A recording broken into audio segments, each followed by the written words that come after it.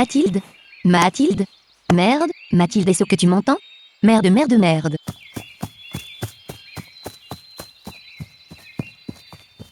Laurence, il y a Mathilde qui a perdu connaissance. Qui? Mathilde, enfin 123. Où est-elle? Là-bas, dans les forêts. Conduis-moi.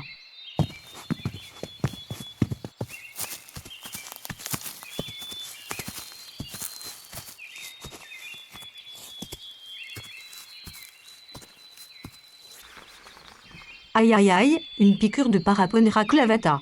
Une quoi? Elle a été piquée par une fourmi portant ce nom, on l'appelle aussi fourmi balle de fusil. Allez, aide-moi à la porter. On va l'amener à l'infirmerie.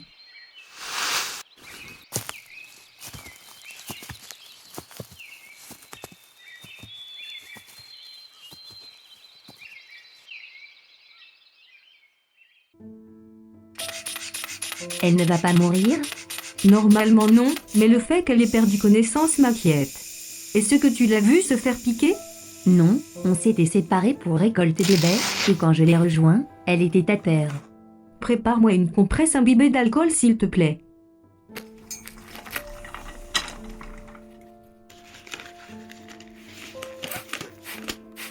Tenez. Vous pensez que je pourrais rester avec elle? C'est à ton référent que tu dois demander. Il se trouve dans les bureaux de l'autre côté du hall, va le voir, tu en profiteras pour prévenir Alexandre de l'accident de 123. J'y vais de suite.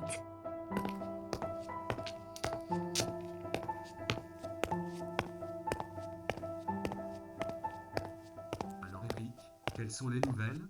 Elles sont pas terribles. Charles n'a pas voulu en démordre et n'est pas prêt à coopérer. Fuck. Et elle, comment va-t-elle? Elle n'accepte pas le comportement de son mari. Elle ne connaît pas nos revendications, mais elle a tenté de le convaincre. Rien à faire. Il lui a répondu, je cite, « Il va falloir qu'elle s'habitue à eux. » Il parlait de nous, parce qu'il est hors de question que je me soumette à leurs exigences. À ça, elle a fait une syncope vasovagal. Quel enfoiré. Il est où maintenant?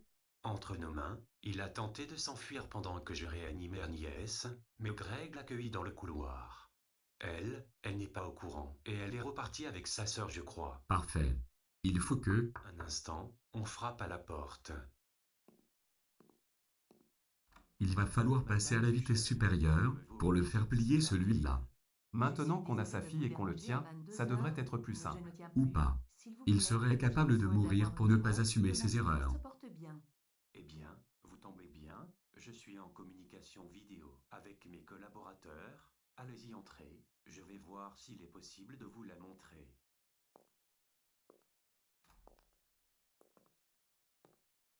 Il y a la mère de Ludivine qui veut la voir. Vous pensez que c'est possible de les mettre en contact pour 2 minutes? Je n'y vois pas d'inconvénient, je peux aller la chercher. Qu'en penses-tu, Peter? Yes, you can.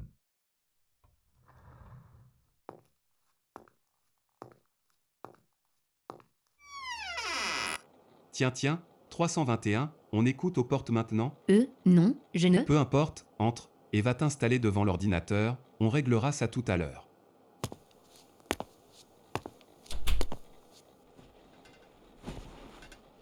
You have 2 minutes to talk to your mother. Ludivine. Ma puce, comme je suis heureuse de te voir, Bonsoir maman. comment vas-tu? C'est à toi qu'il faut demander ça. J'ai cru comprendre que tu as fait un malaise vingal. Oui, mais ça va mieux maintenant. Je suis très inquiète pour toi. Ne t'en fais pas, ma captivité se passe bien. Malgré ma condition d'otage, j'ai le droit à un peu de liberté. Je vais bien maman. J'ai tellement peur de ne plus jamais pouvoir te serrer dans mes bras. Ton père ne veut rien faire pour... Ne t'inquiète pas pour ça. On se reverra. Et même si je n'aime pas beaucoup ça, tu pourras me serrer dans tes bras et me faire des câlins pendant des heures, et je ne protesterai pas. Ludivine. Oui, Ils sont gentils avec toi? oui, ne t'inquiète pas. Et comment vont Linda, Louis et Théo? Ils sont très inquiets. Louis est très secoué, il s'en veut de ne pas nous avoir parlé plus tôt de votre dernier échange téléphonique. Ça n'aurait rien changé. Maman, dis-lui qu'il n'y peut rien, rassure-le, et embrasse-les tous de ma part. Il Je vous le reste dirai. 10 secondes. Garde courage, nous nous reverrons, je te le promets. 5 secondes. Je t'aime ma chérie. Je t'aime aussi maman. C'est fini. Perfect. Bien. Vu que tu écoutes aux portes, tu es au courant de la situation et tu vas pouvoir nous aider. Qu'est-ce qui pourrait faire flancher ton père? Je vous jure que cela n'était pas volontaire. Chaque chose en son temps. D'abord, tu réponds à la question, ensuite, tu nous donneras tes arguments pour justifier ta présence derrière cette porte. Eh bien, je pense que ce qui pourrait aider à le faire craquer, c'est de lui faire visionner un DVD qui se trouve dans ma table de nuit. Il contient des vidéos et photos souvenirs.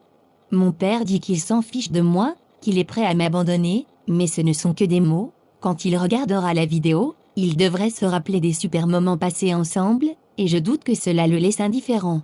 C'est une idée en effet, ça ne coûte rien d'essayer. Maintenant nous sommes prêts à écouter ce que tu as à nous dire pour ta défense. Je suis venu vous voir pour 2 raisons. La première, sur la demande de Laurence, je devais vous avertir que 123 a été piqué par une fourmi paraponera. Elle a perdu connaissance, mais normalement sa vie n'est pas en danger. Et la seconde raison est que je voulais vous demander s'il était possible que je reste avec elle. Mais je vous ai entendu en grande discussion et je ne voulais pas vous déranger. Tes explications sont recevables. Concernant ton souhait, tu sais que si tu restes avec ta co-détenue, ton droit de liberté te sera retiré jusqu'à ce qu'elle soit rétablie. Tu ne vas pas pouvoir quitter le bâtiment, et le choix de service à effectuer sera nul. J'en suis consciente. Et je préfère rester à ses côtés durant sa guérison. Dans ce cas, Alexandre, je te laisse la raccompagner. Oui, bien sûr, j'en profiterai pour toucher 2 mots à Laurence.